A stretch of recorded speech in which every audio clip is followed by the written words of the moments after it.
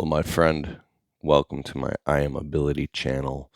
I have something interesting to share with you, some conclusions that I found about your personal fulfillment, happiness, and success. Um, I've been actually slacking. I read the Bible every night before I go to sleep, and I've been only reading like one page a night.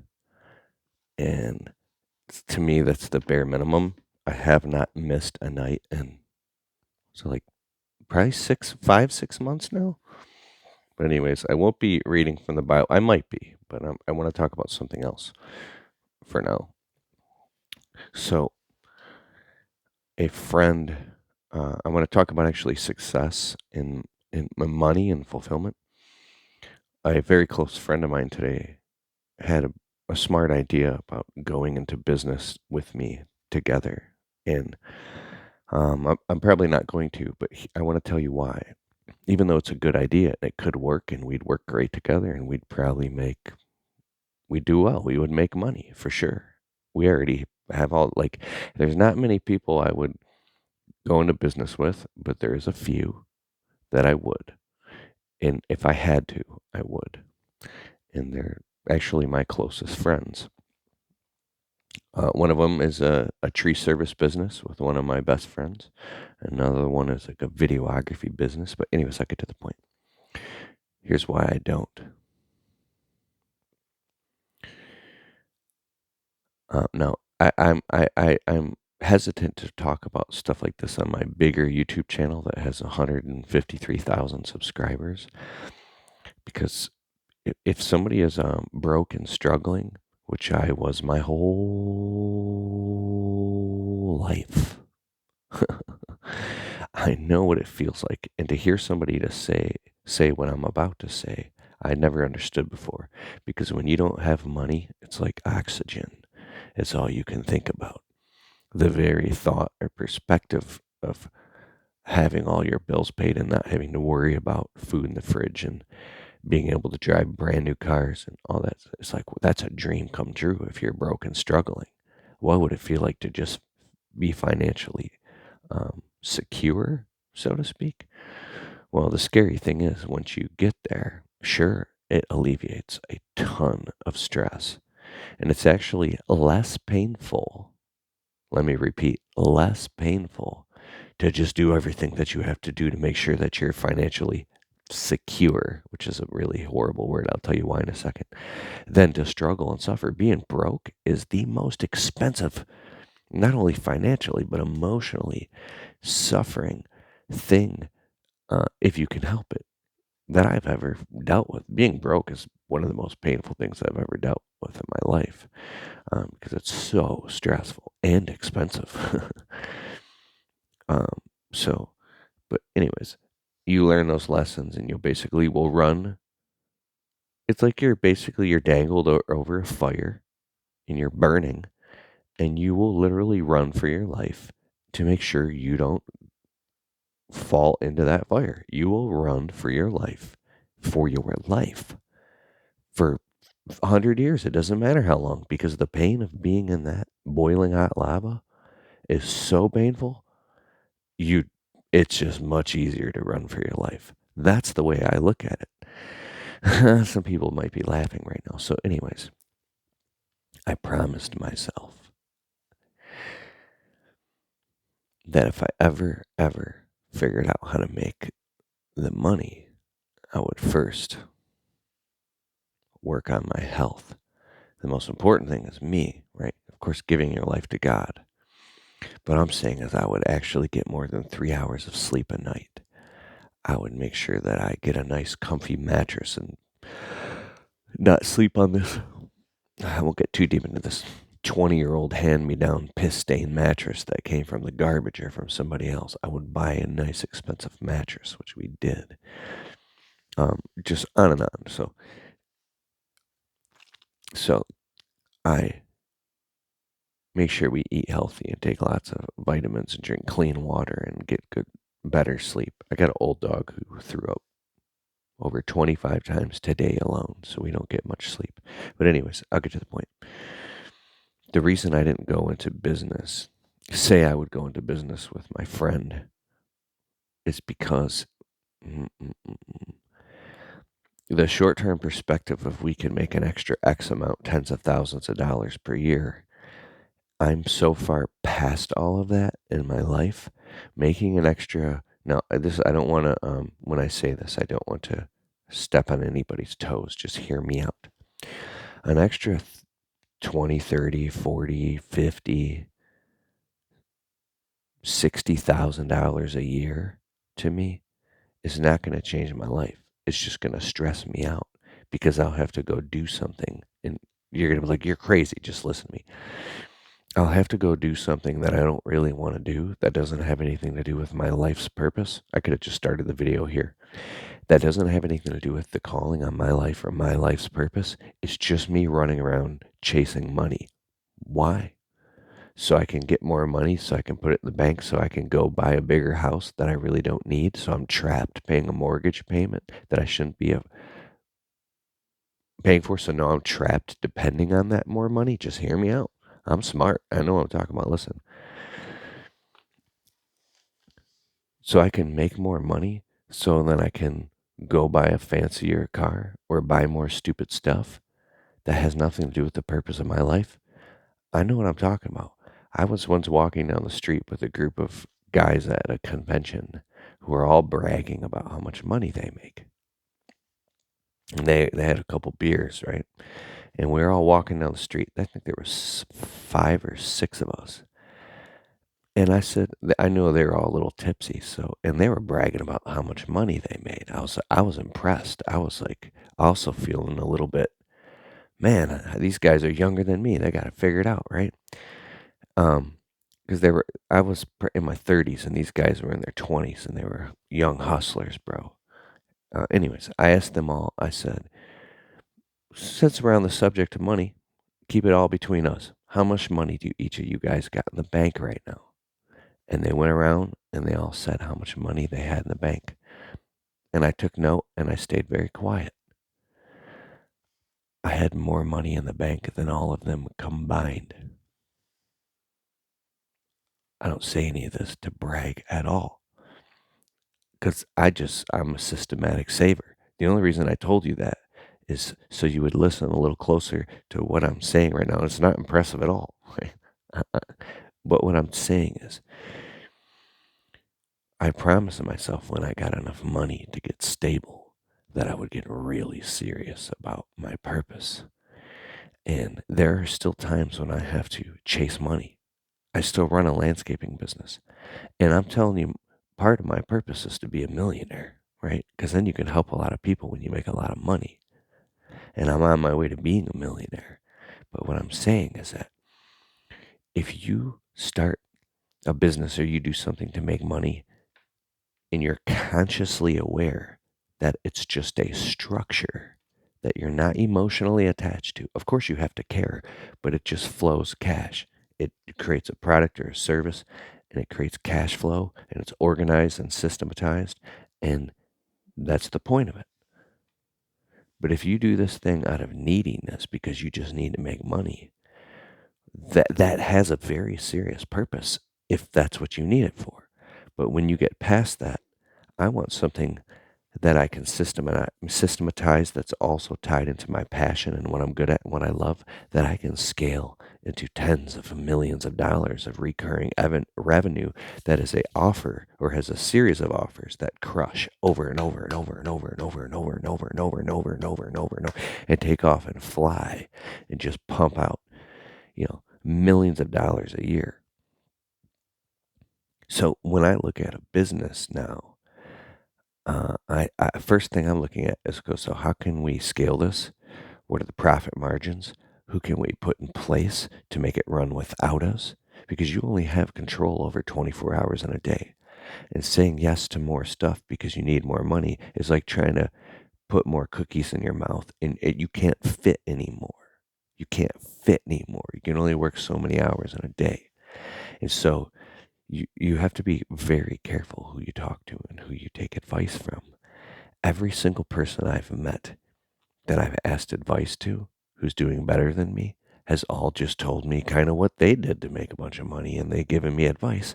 And it's the most frustrating thing because even though they're giving me sometimes really good advice, something doesn't add up. It doesn't seem right to me. It makes me frustrated. I'm like, you're giving me all this great advice, but then why do I still feel pissed off?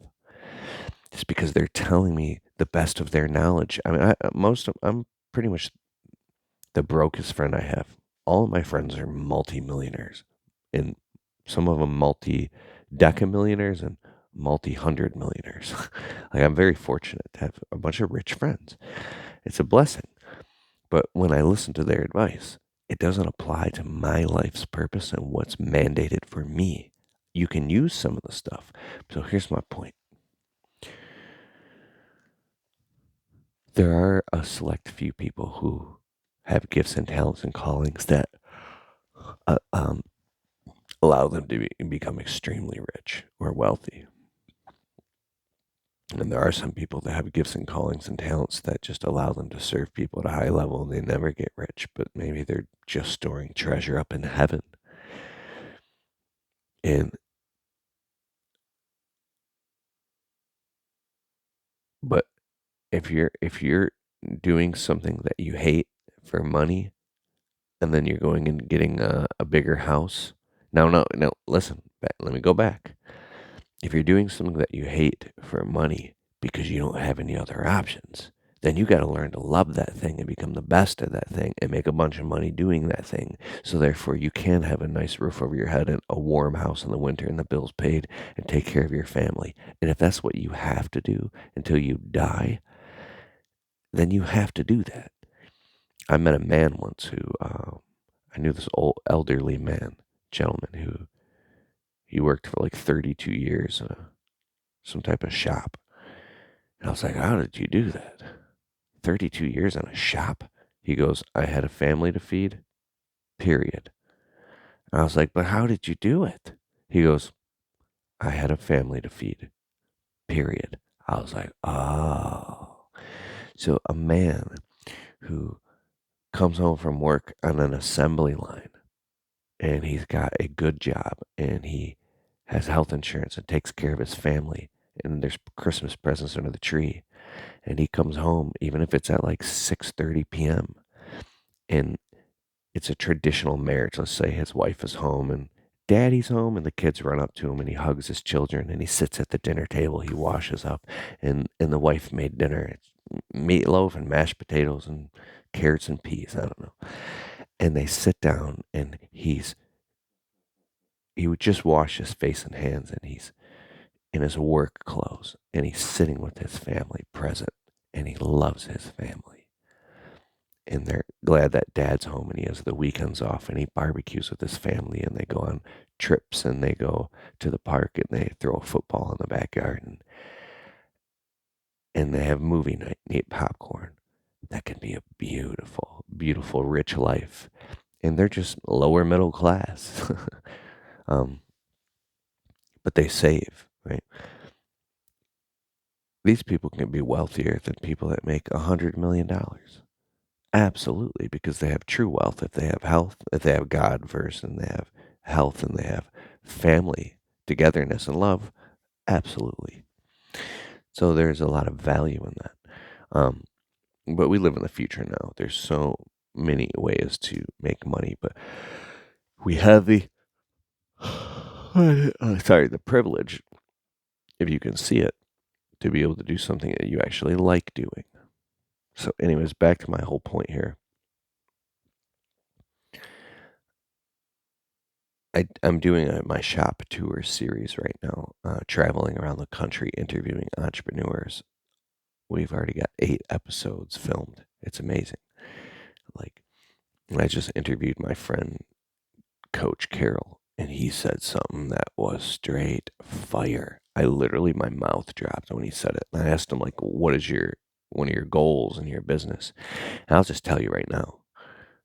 He said, he's going to collaborate with and hire people where he basically creates organizations inside of his business, and those people are going to be highly paid and highly talented people, highly organized people.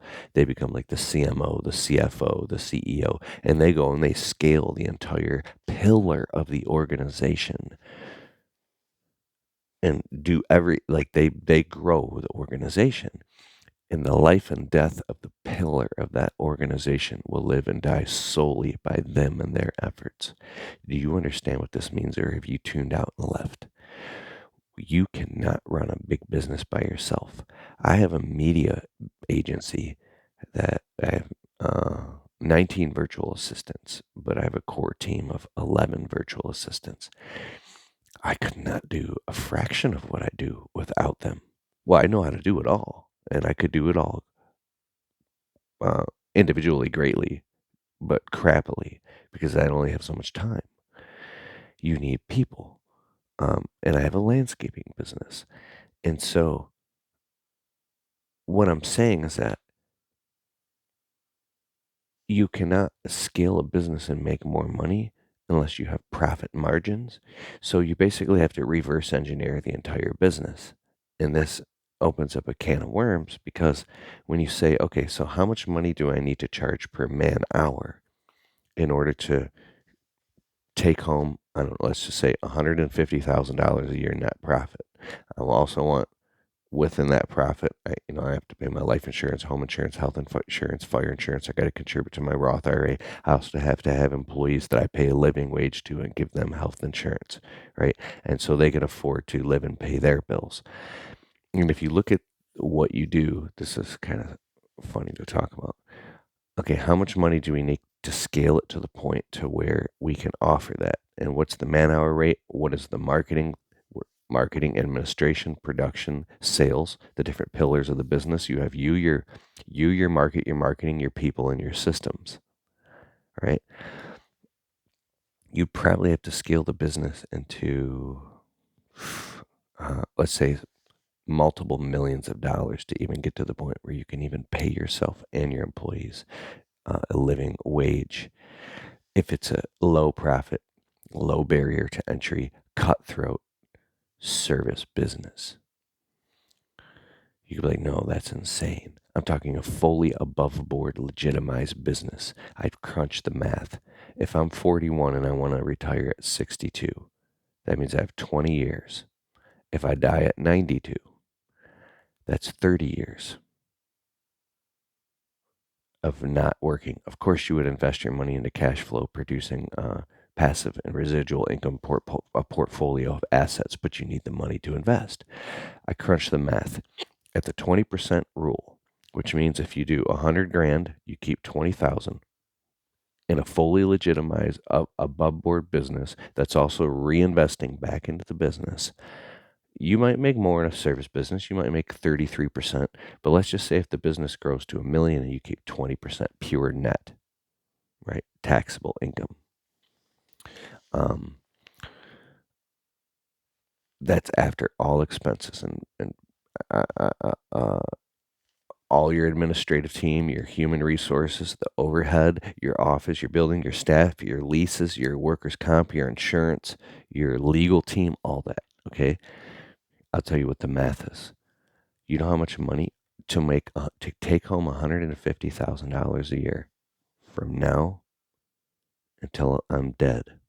Let's say I'm going to live 50 more years, but I only got 20 working years left to live. Now, you're like 150 grand a year. I can live off 60.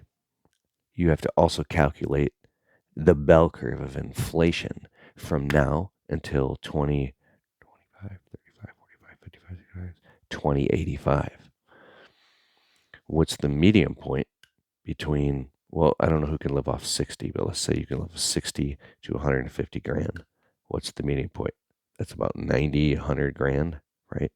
In between now and 2085. So I'm just like if in a landscape bed, if there was a shape and a radius, like a long and then like acute, like obtuse and acute, and then like a kidney shape, you'd find a spot in the middle to find your square footage. That's what we do. It's just like a hack, a trick for square footage. But what I'm getting at is finding a medium point. Listen to me. So it's an average of $150,000 a year. I get upset because I try to explain this to people who, I'm not trying to be mean, but I'm not saying they're not mathematically intelligent. They're too lazy to actually crunch the math of what it's going to require because they don't want to think about it because they want to keep kicking the can down the road. It's 50 million revenue. You say, no way, there's no way it could be 50 million revenue. I've crunched the math. What do you think? I'm stupid? I'm not trying to be mean. I'm saying my finances are impeccable. I'm on the calculator all the time. I do Friday finances every Friday. I have a bookkeeper. We have budgets and balance sheets and profit and loss statements. I know where every penny goes in and out. I have to do $50 million in revenue in order to just make an average of $150,000 a year until I die. Now, I probably won't have to make that much because I'll be investing in assets that will help offset the cash flow. So supplemental income is coming in, right? But here's why I'm saying this. There's no way it's 50 million. I don't understand. Even Grant Cardone said you only need about 10 million. 10 million liquid net in your pocket in the bank. How much does it create? There you go. How much money do you have to make in order to keep 10 million? 50. 50. That's 20%. I just did that by accident and his math added up and matched mine. 50 million. There's no way I don't believe it. Then you just don't believe it. Keep going. I know it's a fact. That's why I can't talk about this with anybody except for my friends who are multimillionaires. When I talk to them about this, absolutely.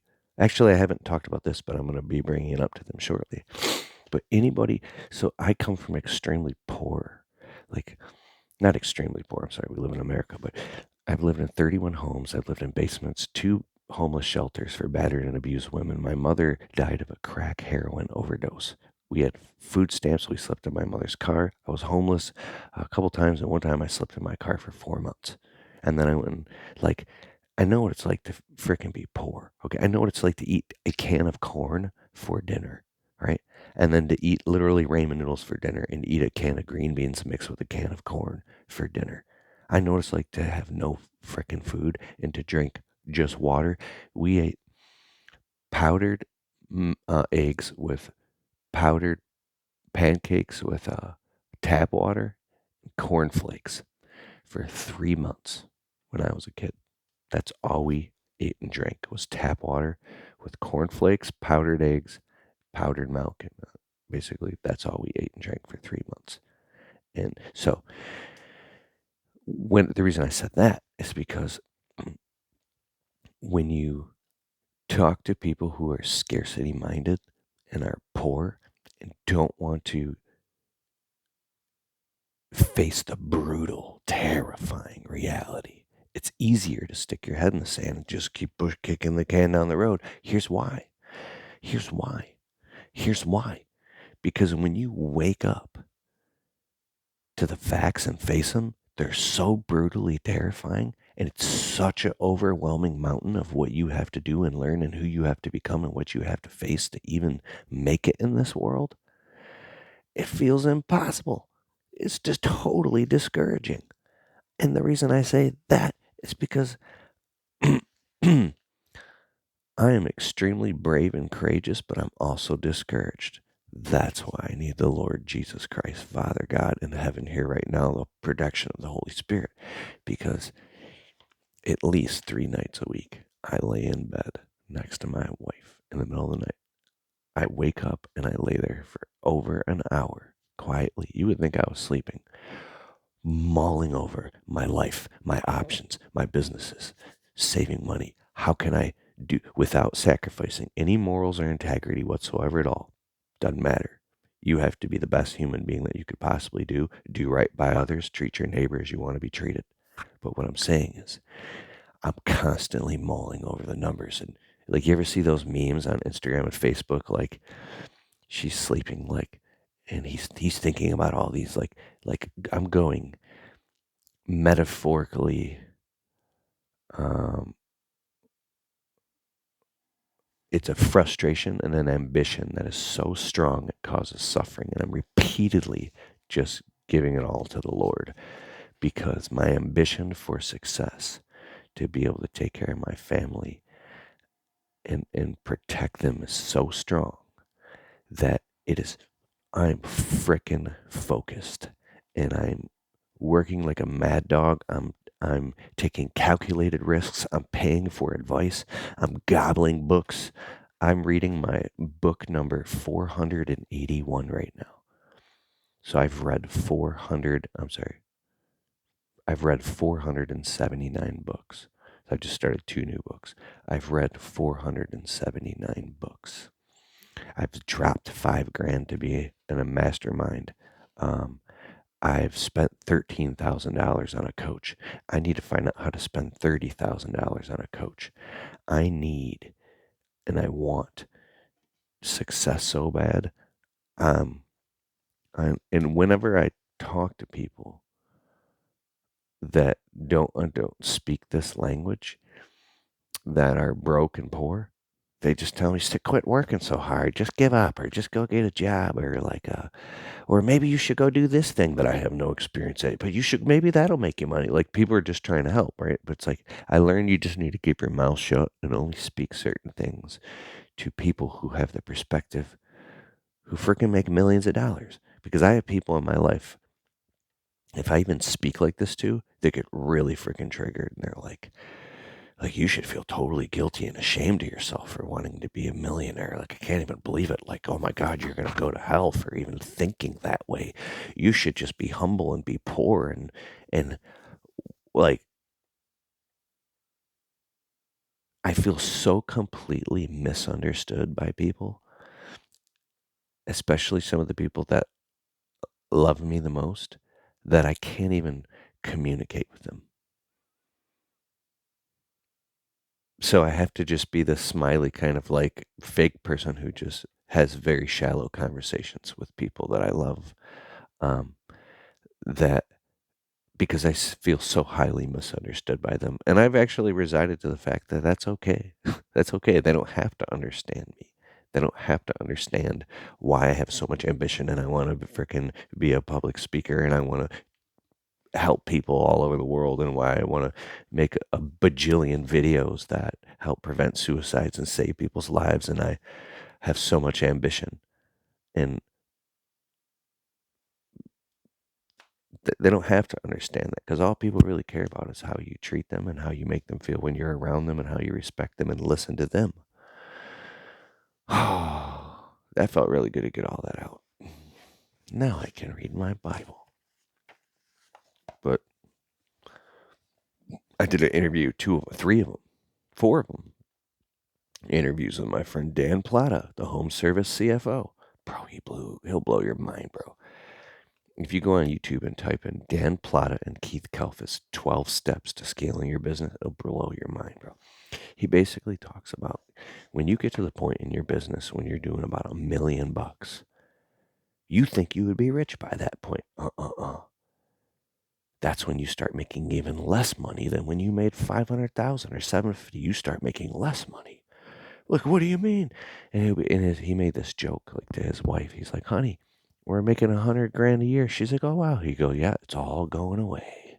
And I started crying, laughing.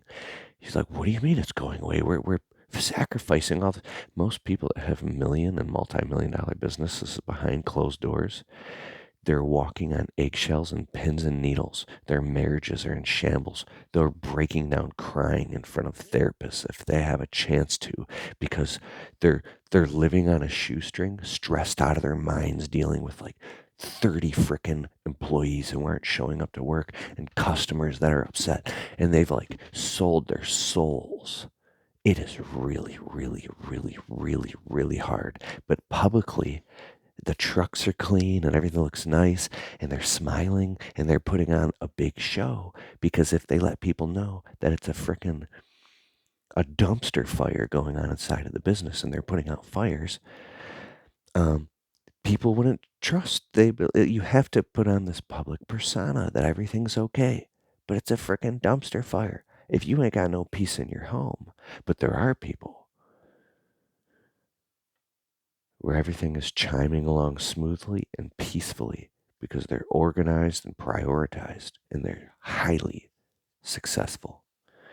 And I believe that the way to get there, and to recap on everything that I've just said tonight, is not to just go chase shiny objects or just go do things just for the sake of money because you want more money or you need more money. Because how dare you go build a multi-million-dollar business and put 50 people on payroll who have families to feed just because you're afraid and you need more money, or you want to, or you greedily want to make more money, or you're terrified of the future just because you want money.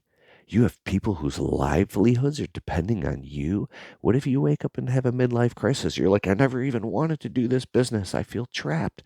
I can't even, I built this business because I just wanted to be a big shot. I don't even like doing this for a living. Like, you got to get a lot of clarity because it is a very, very high responsibility being a leader of even 3 people. So learn how to lead yourself first, get into the word. That's why I haven't upgraded my lifestyle as much. Like, we live a very comfortable life. Don't get me wrong. I'm very blessed. But I could pull levers to make way more money and get us into the beautiful, I don't know, $1 million house. I think I can go get an $850,000 house right now if I wanted, which isn't really that much. I don't know where you're at, but in Michigan, it's actually, whoa. And I could go get a brand new Range Rover right now, like the brand new one, and just sign and drive and make the payments. I would be an idiot. Why? So I can look successful to other people who don't even care, who would probably just judge me. And probably my real friends would look at me like I was an idiot. What goes up must come down. I just got an email from Mike Dillard. I'm on his list. Once he analyzed a lot of this stuff, he puts out some good stuff. I'm part of his like wealth group that I paid to be in. Credit where credit's due, Mike Dillard. He said when him and his wife crunched all the math, they went and like sold their boat. They got rid of like their fancy freaking. They had some really like a Range Rover or something like that, and some really fancy stuff that was really high dollar per month stuff, because they realized that, let me get to the point. Your $1,000 a month truck that you want so bad, at the 20% rule, you have to generate $5,000 a month extra in sales just to get $1,000 in profit to pay for that $1,000 truck. If you want a house that's $5,000 a month, you got to generate 25,000 more a month in sales. So you got to generate 30 G's a month in sales just to pay for the house and the car. Doesn't even count all the insurances and all the stuff. So you have to make a lot of money to legitimately be able to afford a beautiful house and a Range Rover and put away for retirement and make sure you have a trust and make sure that you have the proper life insurance, health insurance, home insurance, fire insurance, Roth IRA, and all the different spread of things that you need. I'm not a financial advisor. I'm not advising you. But what I'm saying is, when you start making lots of money, you need to get very clear. Keep hustling, sock your money away, get really good, clear financial advice, and make very smart, calculated decisions that aren't based on ego or pride or vanity. And if you have to, if you have a windfall of money, I'm not advising you. I think that you should take that money. If you can't control yourself, go put that thing into a CD or put that thing into a trust or take that money and put it away and do something with it to where you can't get easy liquid access to your own freaking money. There's other ways you can do that I don't really want to talk about here. But then you should go get advice and get really, really, really educated and keep hustling. And then, because I've seen this, several people make a lot of money and blow a lot of money and even get themselves in trouble. The average lottery winner ends up in debt and their life is destroyed because their financial thermostat is all messed up. I'm not a financial advisor and I'm not a freaking billionaire or anything. Some people completely disagree with me, but I think that Um, I know you have to make money, and I want you to make a lot of money. I want to make lots of money. But I think you should only chase money to the point um,